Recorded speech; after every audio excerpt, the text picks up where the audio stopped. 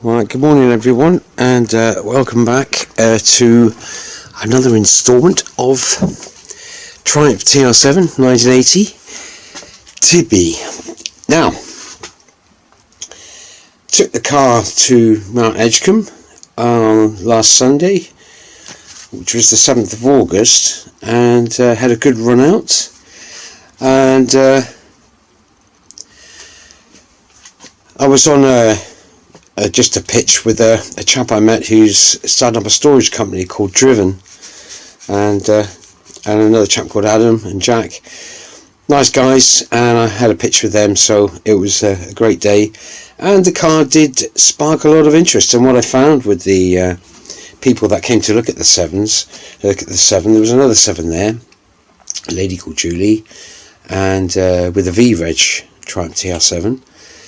And the things I noticed with people coming to look at them, it sparked a bit more interest, and there's not many of these around, and they said they don't see many about. And the impression I got with this car was that people like to see the car in the state it's in, because it's, they said it's a genuine, honest car, and this is what I've been saying. And to have a car like this, which has never had a welding unit near it, so there's absolutely no welding whatsoever on this car. It is as it was, and as I say many times, it's the Z-Bar that saved it. Now, coming back, didn't have any temperature problems, but just giving the engine just a once over. If you can see in here, I've got the lamp in there, and you might be able to see there's a trace of dribble there. And if you look at that orifice that's there, if I were to actually look inside, I've got the torch, and it's a bit difficult to get in there. Let's see what I'm looking at. There's water emanating from there, and that flange that you can see there with the pipe on it is the housing, and underneath that sits the water pump. And it looks to me as if this water pump is failing, because if I can get a bit further down with the camera, I might be able to see that that's probably the housing where the shaft goes through and connects with the underneath. It connects with the jack shaft, which runs through the engine, which turns the pump. And so it's just started. So I think the water seals have actually perished inside the water pump. So I can't leave that. I'm going to have to get that out. It's only dribbles coming out when the engine is warm. So I might start it up and see if it actually spurts any water, but the engine's cold at the moment, and I'm not sure if you can hear me, but what I'll do is I'll start the car and see if anything comes out. And like I say, she might run a bit lumpy because she's cold. Oh, hang on a sec.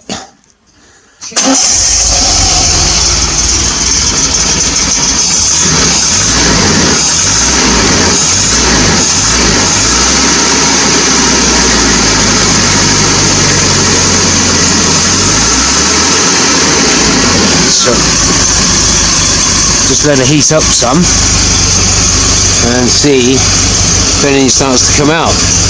So what I'm going to have to do is drain the water. I'll take a lot of it out, and just disconnected the heat sensor there. You can see in there, just so I could get a clear shot of that orifice with the torch in here. And get that out of the road a little bit.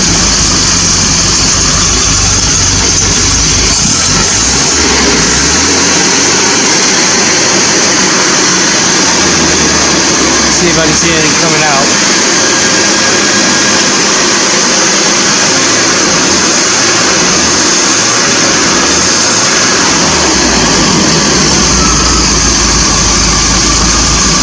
Something fresh there, I'm not sure.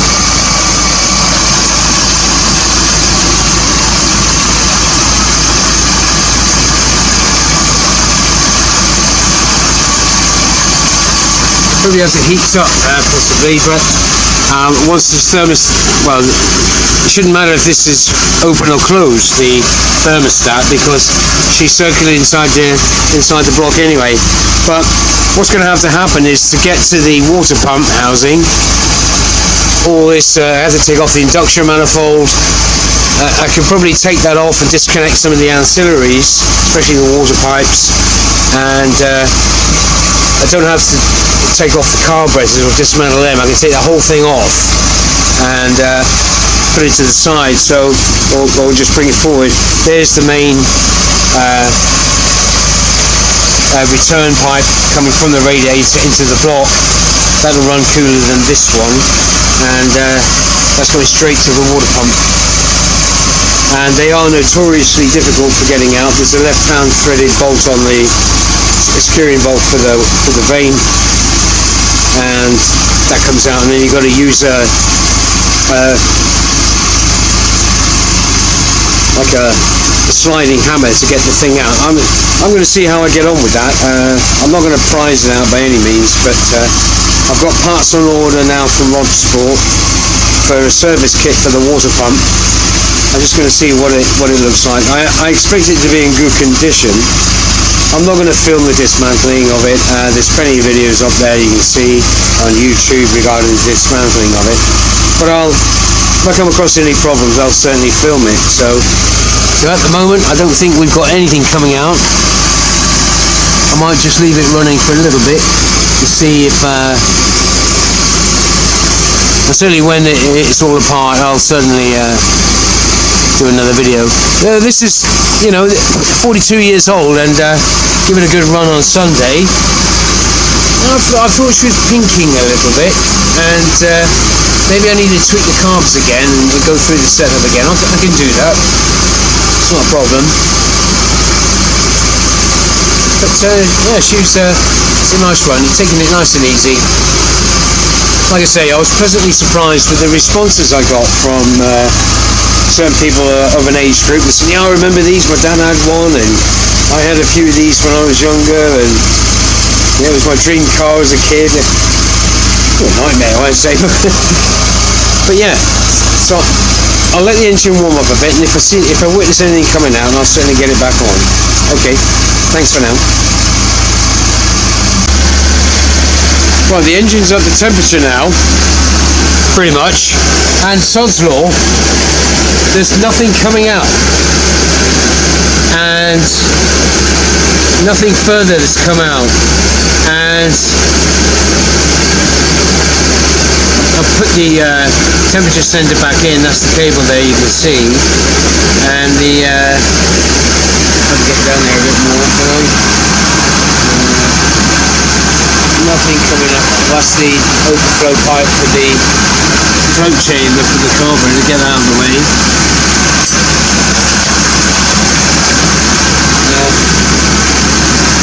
Yeah.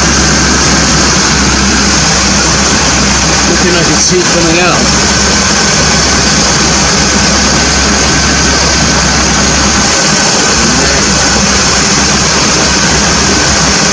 Didn't mean to zoom in there, but like that.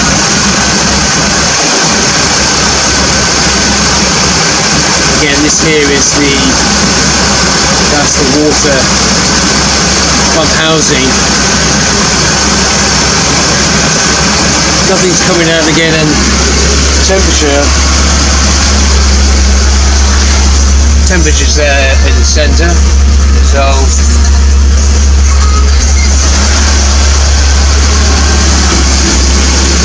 but I can't leave it. I have to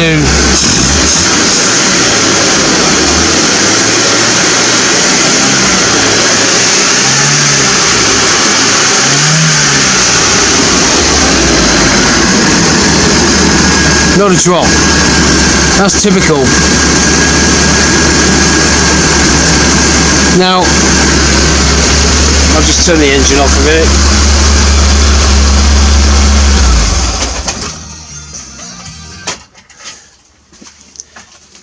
Now, there's a reason why I had water coming out of there. It's not as if it was just a one-off, because there were some witness marks, so that it dried, and I did clean them off, and then I've got that slight residue left there. You can see that streak down there. I can't afford, if I'm going to put this car on the road and use it, I won't be happy driving it knowing that I have leaks of water from here. And when the engine was running, I meant to say that the pressure for the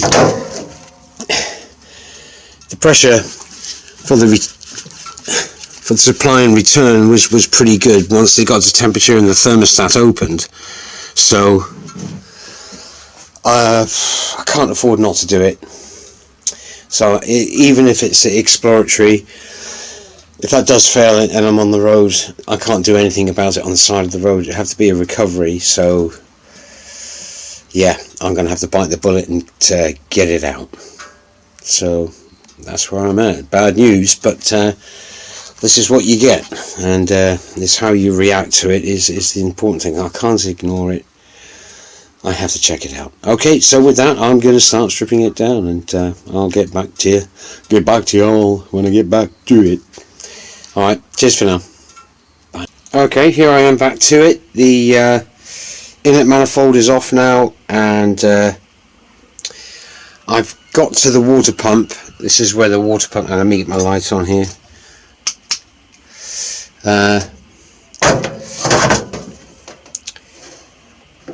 Let's put it there, shall we? No, let's put it here.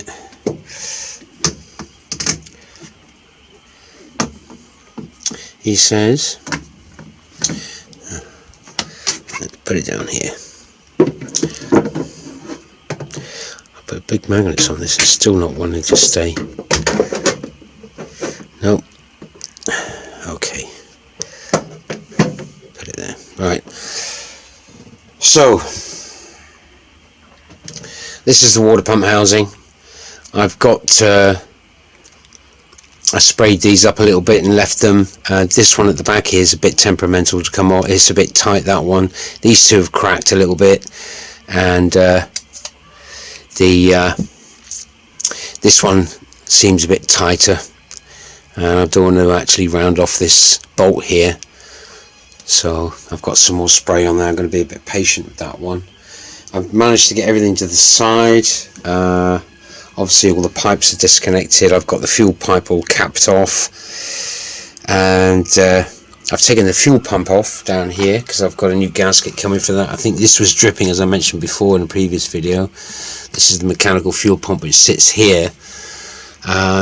The pipe there could do with a bit of clean up in the end.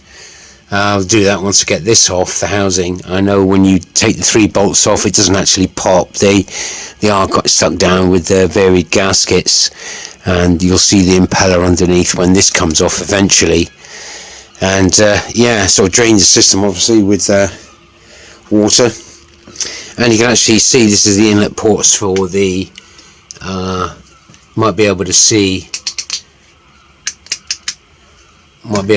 in there with the I'll get the lighting in there. You see the valve stem there. So I want to get this all blocked up just to make sure nothing goes in there.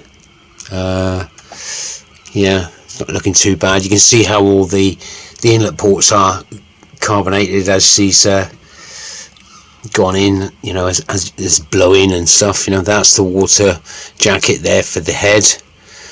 I mean, it's looking a bit, you know, it's not looking too bad, that. And yeah,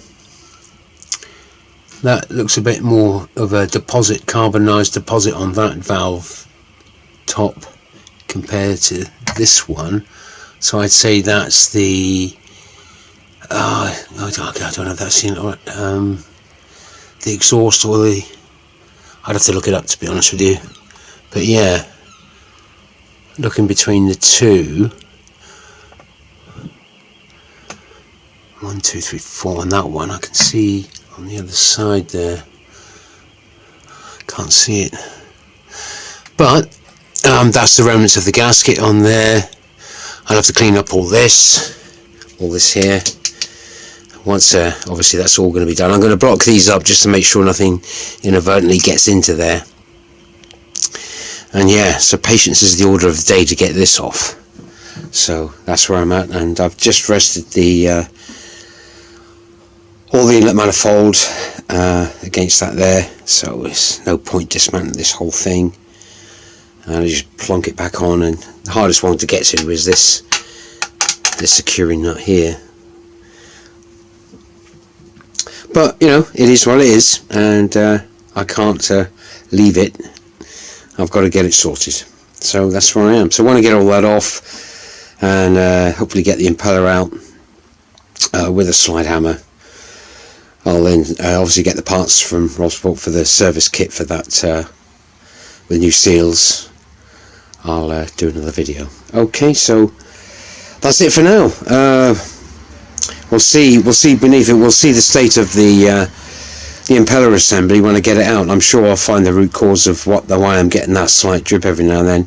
It's an indication that a seal's on its way out, and like I said, I can't afford to put this on the road and it to fail completely, and because obviously once the temperature goes up and the water pressure goes down, the head's going to rise in temperature, and I can't afford the gasket to go, because the last thing I want to be doing, looking at the videos on YouTube, is taking the head off, because the head studs are a bit of a pain to get out, and yeah, so this is a precautionary thing, and like I said, I can't afford not to do it.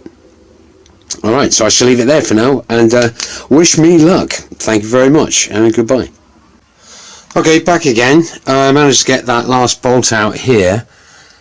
It was the last chance saloon, to be honest with you, because she was on the hairy edge of completely failing, but my trusty mole grips managed to just get enough start on it, so those bolts need replacing.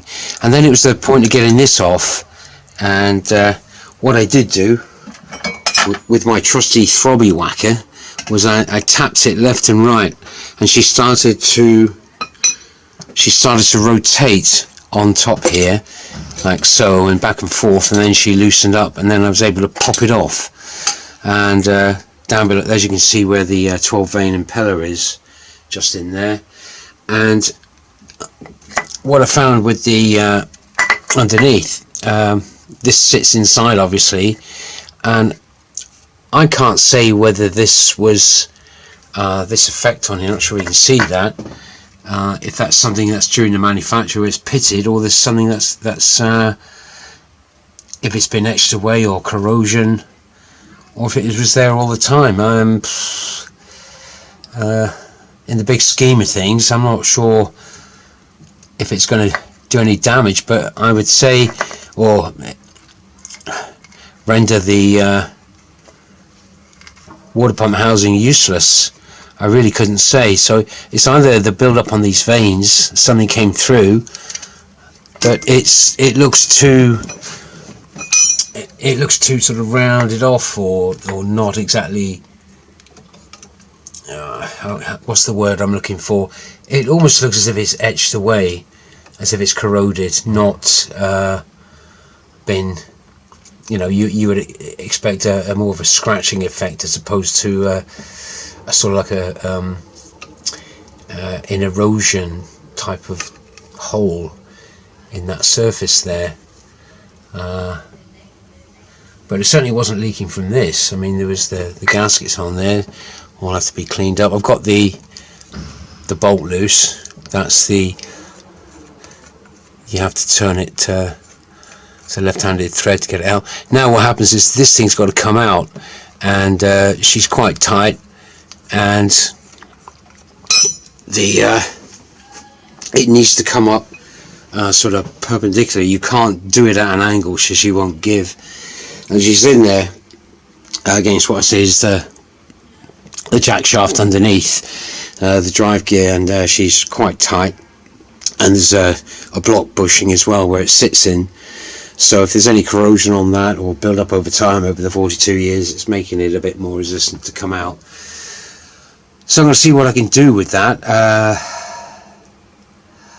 It's not going to be easy. I need to get that slide hammer, but then I have to make an adapter to this, because a normal tie bar won't actually go into that because it's a left-hand thread. So yeah, now I can get one from one of these Triumph suppliers, but they're £72, just for the simple of a couple of whacks to get it out. So I'm going to have a think about it and see what I can do and come up with in engineering terms to get the impeller assembly out. And yeah, that's when I do get it out, I'll show you the status of it and how it looks. I'm not expecting it to be ideal. Okay, so at least I've got that housing off, and I'll have a good think about the this housing underneath. I might even be able to pack that in with something. It doesn't feel like metal, but not sure. Anyway, I'll leave it there and progress. Alright. Next I'll do a video when I've got the impeller assembly up. Thanks a lot. Bye now.